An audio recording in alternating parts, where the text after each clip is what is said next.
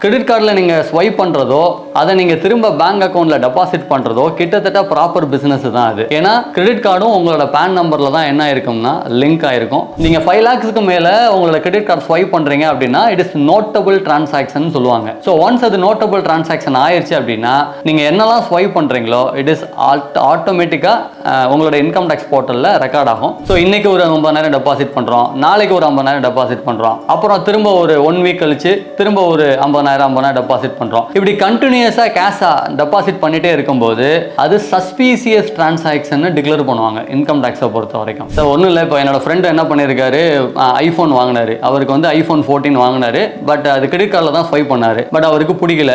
இப்போ அதை வந்து என்ன பண்ணிட்டாருன்னா சேல் பண்ணிட்டாரு. அவங்க கொடுத்தவங்க கேஷாக தான் கொடுத்துருக்காங்க. இப்போ அதை பேங்க் அக்கௌண்ட்ல டெபாசிட் பண்ணிட்டு திரும்ப ஒரு இன்னொரு ஃபோன் வந்து என்ன பண்ண போறாரு, ஆர்டர் பண்ண போறாரு அப்படின்னா இது வந்து பிசினஸ் டிரான்சாக்ஷனா, இதுக்கு வந்து இன்கம் டாக்ஸ்ல இருந்து நோட்டீஸ் வருமா, இதுக்கு ஜிஎஸ்டி டிபார்ட்மெண்ட் நோட்டீஸ் வருமா அப்படின்னு பார்த்தீங்கன்னா வராது. உங்களோட நேம்ல இருக்கக்கூடிய கிரெடிட் கார்டை நீங்க உங்களோட பர்சனல் யூஸ்க்கு தான் வச்சுக்கணுமே தவிர அது உங்களோட பிசினஸ் யூஸ்க்கு யூஸ் பண்ணக்கூடாது. இப்போ கரண்டா நிறைய பேங்க் வந்து என்ன பண்றாங்க அப்படின்னா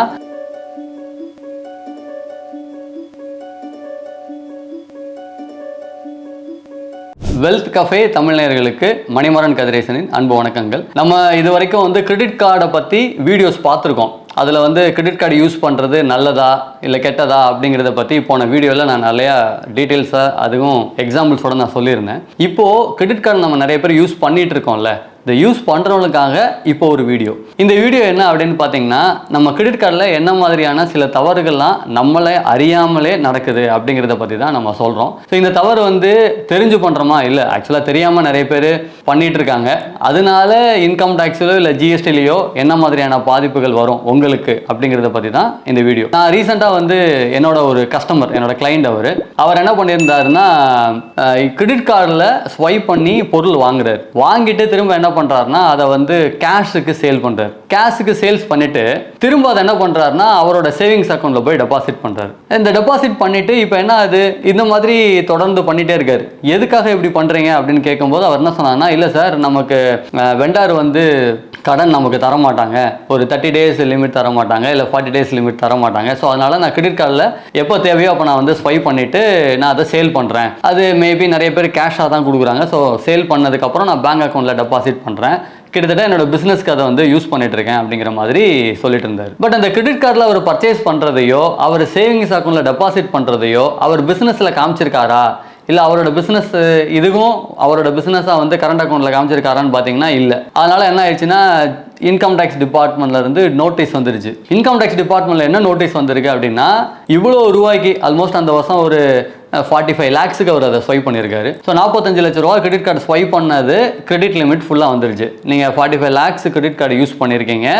அது மட்டும் இல்லாமல் பேங்க் அக்கௌண்ட்டில் கேஷாக 30 lakhs கிட்ட நீங்கள் டெபாசிட் பண்ணியிருக்கீங்க அப்படிங்கிற இன்ஃபர்மேஷன் ப்ராப்பராக இன்கம் டேக்ஸ் போர்ட்டலில் அப்டேட் ஆயிடுச்சு. உடனே அவங்களுக்கு நோட்டீஸ் வந்தவுடனே இதுக்கு நீங்கள் ப்ராப்பராக எக்ஸ்ப்ளனேஷன் கொடுக்கல, இதுக்கு உங்களோட எக்ஸ்ப்ளனேஷன் என்ன, நீங்கள் கொடுக்கலனா நீங்கள் இன்கம் டேக்ஸ் கட்டணும் அப்படின்னு சொல்லிட்டு சோகாஸ் நோட்டீஸ்ன்னு சொல்லுவாங்க, அதை அனுப்பிச்சிட்டாங்க. அது வந்தவொடனே என்கிட்ட வந்தார். ஸோ இப்போ இது இந்த மாதிரி இஷ்யூஸ் வந்து நிறைய பேர் பண்ணுறாங்க. இப்போ நிறைய பேர் என்னென்னா தெரிஞ்சு பண்ணுறாங்க, சில பேர் தெரியாமல் பண்ணுறாங்க.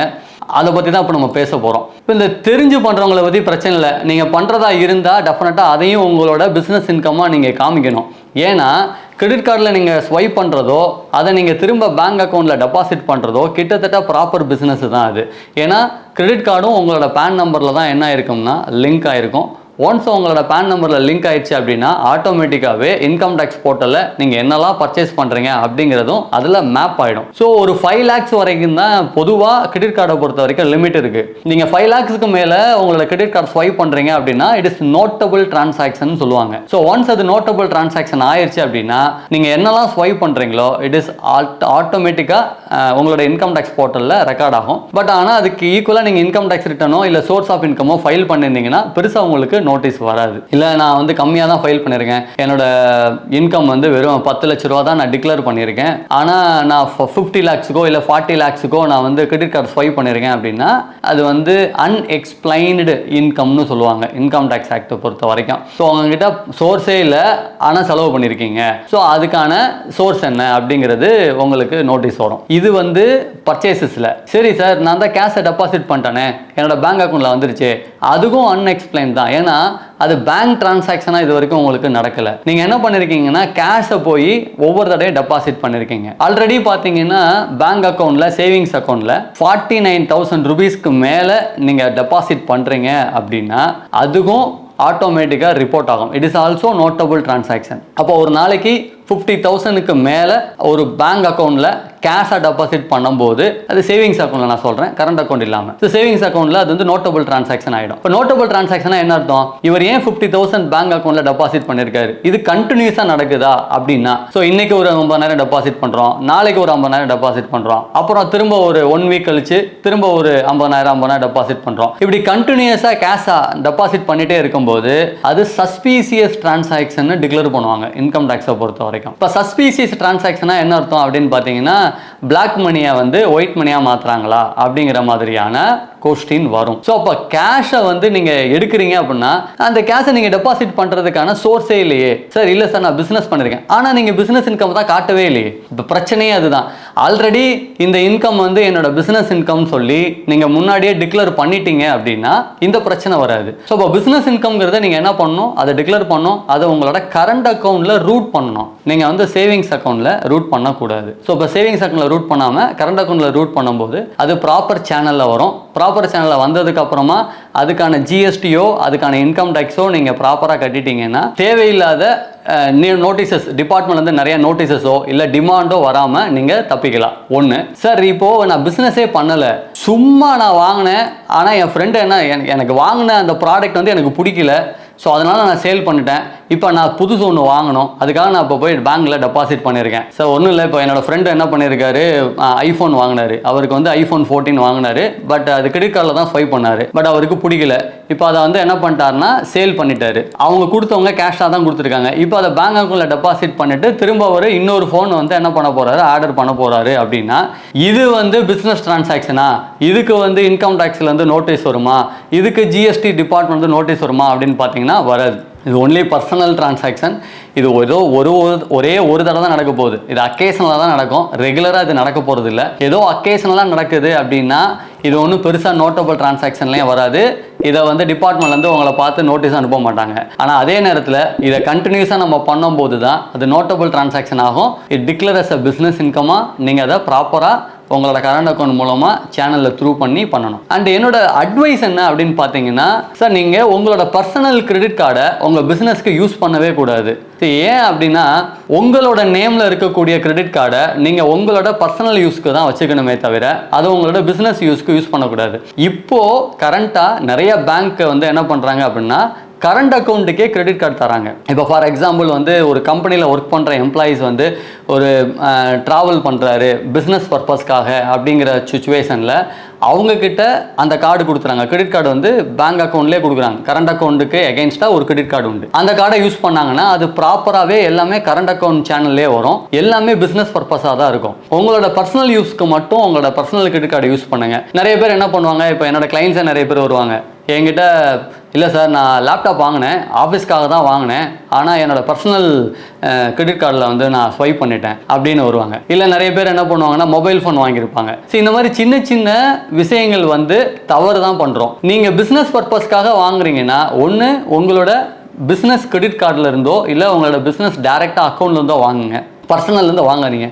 ஏன் வாங்கக்கூடாது அப்படின்னா ஜிஎஸ்டியில் இஷ்யூ வரும். இப்போ ஜிஎஸ்டியில் என்ன வரும் அப்படின்னா உங்களோட நேமில் கிரெடிட் கார்டில் நீங்கள் வாங்கி அது இப்போ நீங்கள் ஆன்லைனில் வாங்கும்போது என்ன வரும், உங்கள் பேரில் தான் இன்வாய்ஸஸ் வரும், கம்பெனி பேரில் இன்வாய்ஸ் வராது. ஆனால் நீங்கள் என்ன பண்ணுவீங்க, இன்கம் டேக்ஸில் போய் அக்கௌண்ட் பண்ணுவீங்க. உங்களோட புக்ஸ் ஆஃப் அக்கௌண்ட்டில் இது வந்து என்னோட ஆஃபீஸ் பர்பஸ்க்காக தான் வாங்கியிருக்கேன்னு தவறுதெல்லாம் நீங்கள் இன்புட் டேக்ஸ் கிரெடிட் கிளைம் பண்ணுறீங்க அப்படின்னா அங்கேயும் இஷ்யூ வரும். ஸோ அப்போ என்னன்னா ஒரு கம்பெனி நேம் இருக்குது, அந்த கம்பெனி நேமில் உங்களோட ப்ராப்பராக பேன் நம்பர் இருக்குது, அதுக்கு டைரெக்டாக ஜிஎஸ் நம்பர் இருக்குது, அதுக்குன்னு கரண்ட் அக்கௌண்ட் இருக்குது அப்படின்னா அந்த சேனலில் நம்ம போகிறது நல்லது. சில பேர் நான் ப்ரொப்ரைட்டரி கன்சர்ன் தான் சார், என்னோட பேரில் தான் கம்பெனியே ரன் பண்ணுறேன், நான் ஒன்றும் ப்ரைவேட் லிமிடெட் கம்பெனியோ இல்லை பார்ட்னர்ஷிப் ஃபார்மோ இல்லை.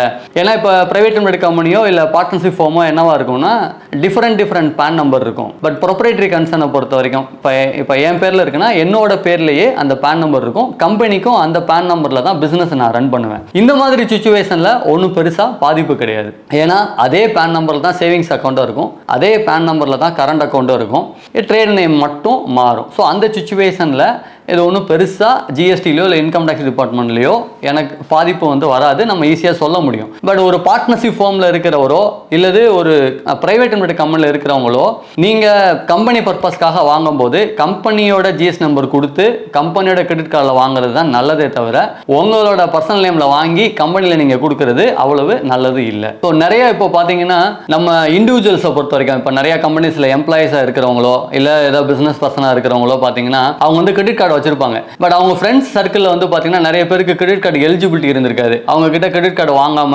வச்சிருந்திருப்பாங்க. என்ன பண்ணுவாரு அப்படின்னா ஒரு சில ப்ராடக்ட்லாம் கிரெடிட் கார்டில் தான் ஸ்வைப் பண்ண முடியும். இப்போ ஆன்லைன் டிரான்சாக்ஷன் மேக்ஸிமம் பார்த்தீங்கன்னா ஒன்று கிரெடிட் கார்டில் இருக்கணும், இல்லைன்னா உங்களோட நெட் பேங்கிங்கில் பண்ணியிருக்கணும். ஸோ ஆப்வியஸாக அந்த இடத்துல அவர் என்ன பண்ண முடியாது, கேஷ் வச்சு பேமெண்ட் வாங்க முடியாது. அப்போ இந்த சுச்சுவேஷனில் அவர் என்ன பண்ணுறாரு அப்படின்னா அவரோட நண்பரோட கிரெடிட் கார்டை யூஸ் பண்ணி அந்த பொருள் வாங்குறாரு அப்படின்னா இப்போ இவர் என்ன நினைப்பாரு, இப்போ கிரெடிட் கார்டு நானே வச்சிருக்கேன், நான் தான் அந்த கிரெடிட் கார்டு சொந்தக்காரன் வச்சுக்கோங்களேன். இப்போ எனக்கு ஒரு 4-5 ஃப்ரெண்ட்ஸ் இருக்காங்க, 4-5 ஃப்ரெண்ட்ஸில் ஒரு ஃப்ரெண்ட்ஸுக்கு கார்டு இல்லை, அவருக்காக நான் ஸ்வைப் பண்ணி கொடுத்துட்டேன். இப்போ அவர் என்ன பண்ணுறாரு, எனக்கு கையில் கேஷ் கொடுத்துறாரு, எனக்கு எந்த விதமான பாதிப்பும் இல்லை. பட் என்ன ப்ராப்ளம்னா நான் அந்த கேஷை நான் என்ன பண்ணுவேன்னா திரும்ப போய் பேங்க் அக்கௌண்ட்டில் டெபாசிட் பண்ணோம், வேற வழியே இல்லை. ஏன்னா நான் கிரெடிட் கார்டுக்கு பேமெண்ட் பண்ணி ஆகணும். ஸோ இப்போ இந்த இடத்துல நான் அந்த பேமெண்ட் அந்த கிரெடிட் கார்டை நான் ஸ்வைப்பும் பண்ணிட்டேன், அவரும் எனக்கு கேஷ் கொடுத்துட்டாரு. பட் திரும்ப நான் பேங்க் அக்கௌண்ட்டில் டெபாசிட் பண்ணும்போது அது அக்கௌண்டபிள் டிரான்சாக்ஷன் ஆகிடுது. இப்போ அக்கௌண்டபிள் டிரான்சாக்ஷனாக என்ன அர்த்தம்னா சார் நீங்கள் பேமெண்ட் பண்ணுறீங்க, இது எந்த சோர்ஸ் ஆஃப் இன்கம் இந்த அமௌண்ட்டு அப்படிங்கிற ஒரு கொஸ்டின் வரும். இல்லை நான் கிரெடிட் கார்டு ஸ்வைப் பண்ணேன் ஆனால் எனக்காக இல்லை என் ஃப்ரெண்ட்ஸுக்காக அப்படின்னு நம்ம போய் அதை லீகலாக சொல்ல முடியாது. ஸோ அப்போ இது ஏதோ 1 or 2 டைம்ஸ் இல்லை 2 டைம்ஸ் பண்ணுறது ஓகே, ஒன்றும் பெருசாக அவங்களுக்கு நோட்டபுளாக வராது, இன்கம் டேக்ஸ் டிபார்ட்மெண்ட் உடனே நோட்டீஸ்லாம் அனுப்பாது. ஆனால் இதையே கண்டினியூஸாக இல்லை நம்ம நண்பருக்காக தான் பண்ணுறோம், நம்ம ஃப்ரெண்ட்ஸ்க்காக தான் பண்ணுறோன்னு சொல்லி அந்த கிரெடிட் கார்டை நீங்கள் ரெகுலராக உங்கள் ஃப்ரெண்ட்ஸுக்கு உங்கள் பொருளை வாங்கி கொடுத்துட்டே இருந்தீங்க அப்படின்னா திரும்ப அந்த அக்கௌண்ட்லேருந்து நீங்கள் பேங்க் அக்கௌண்ட் டெபாசிட் பண்ணிட்டு இருந்தீங்கன்னா உங்களுக்கும் டிபார்ட்மெண்ட் நோட்டீஸ் வர்றதுக்கு நிறைய வாய்ப்புகள் இருக்குது. இது நம்ம தெரியாமல் தான் பண்ணிகிட்டு இருக்கோம். பட் நம்ம என்ன நினைக்கிறோம்னா நம்ம ஃப்ரெண்ட்ஸுக்கு ஹெல்ப் பண்ணணும்னு நினைக்கிறோம், ஆனால் கடைசியில் நீங்கள் மாட்டிக்கக்கூடாது. ஸோ அதையும் பார்த்துக்கோங்க. ஏன்னா நீங்கள் ரெகுலராக அதை பண்ணும்போது அதுக்கும் நோட்டபுள் டிரான்சாக்ஷன் ஆகிடும். அண்ட் கேஷ் டிரான்சாக்ஷனை பொறுத்த வரைக்கும் இன்கம் டேக்ஸ் டிபார்ட்மெண்ட் ரொம்பவே பயங்கர ஸ்ட்ரிஞ்சன்ட் ப்ரொவிஷன்ஸ் இருக்குது. 20,000 ரூபாய்க்கு மேலே நீங்கள் பேங்க் அக்கௌண்ட்டில் டெபாசிட் பண்ணாலே நோட்டபுள் ஆகிடும். 45,000 49,000க்கு மேலே நீங்கள் பேங்க் அக்கௌண்ட்டில் டெபாசிட் பண்ணிட்டீங்கன்னா ஆட்டோமேட்டிக்காக ஆர்பிஐக்கு பேங்க் அக்கௌண்ட் ரிப்போர்ட் பண்ணுவாங்க.